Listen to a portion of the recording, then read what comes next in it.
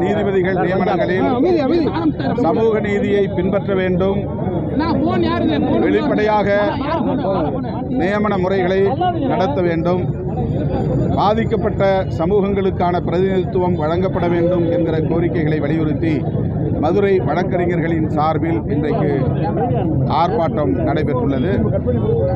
இந்த கோரிக்கையை விடுதலை சிறுத்தைகள் கட்சியின் சார்பில் ஆதரிக்கிறோம்.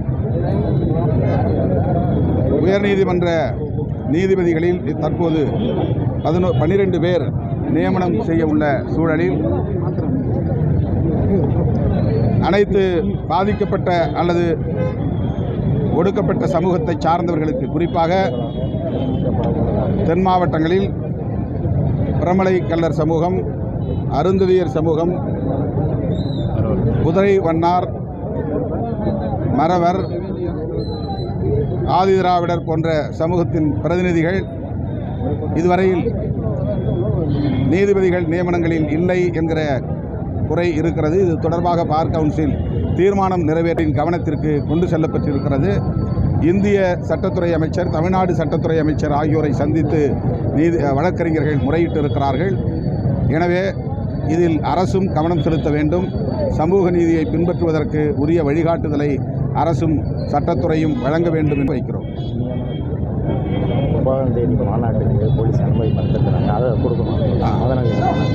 மத நல்லிணக்க பேரணி மற்றும் பொதுக்கூட்டம் நடத்துவதற்காக தென் மாவட்டங்களை சார்ந்த ஜனநாயக சக்திகள் ஒருங்கிணைந்து 9ஆம் தேதி நடைபெறவுள்ள அந்த பேரணி மற்றும் பொதுக்கூட்டத்திற்கு மதுரை மாநகராட்சி, மாநகர காவல்துறை அனுமதி மறுத்திருப்பது அதிர்ச்சி அளிக்கிறது. சமூக நல்லிணக்கத்திற்கான பேரணிதான் இது மத உணர்வுகளை தூண்டுவதற்கோ மதங்களுக்கும் எதிரானதல்ல. அனைத்து மதங்களை சார்ந்தவர்களும் பங்கேற்கக்கூடிய சமூக நல்லிணக்க பேரணி பொதுக்கூட்டம். எனவே மதுரை மாநகர காவல் வேண்டுகோள் விடுக்கிறேன். சார், கொள்கை சொல்லிட்டு முதலமைச்சர் மட்டும்தான் சொல்றாரு. கூட்டணியில் இருக்கிறவங்க யாருமே சொல்றது கிடையாது. கள்ளச்சாராயம் அப்புறம் முடியாத ஒரு சூழ்நிலை இருக்கு அப்படின்னு சொல்லிட்டு நேற்றைய தினம் அமைச்சர் செந்தூர் முதலமைச்சர் செந்தூர் சொல்லியிருக்காரு. அதை நீங்கள் எப்படி பார்க்குறீங்க? திமுக கூட்டணியில் எந்த சலசலப்பும் இல்லை, கட்டுக்கோப்பாக ஒற்றுமையாக இருக்கிறோம் என்பதுதான் அவர்களுக்கு உள்ள சிக்கல். ஆகவே இல்லாதது பொல்லாததுகளை இட்டுக்கட்டி பேசுகிறார்கள். மற்றபடி அதில் கருத்தை வெளிப்படையாகவும் பிரச்சனை இல்லாமல் தெரிவிக்கிறதுக்கான அந்த கூட்டணியில் சூழல் இருக்கா? இப்போ வெளிப்படையாகவே நாங்கள் போராட்டங்கள் நடத்துகிறோம். வேங்கவேல் பிரச்சனைக்கு போராட்டம் நடத்திருக்கிறோம். பல்வேறு கூட்டணியில் இருந்து கொண்டே தான் போராடுகிறோம்.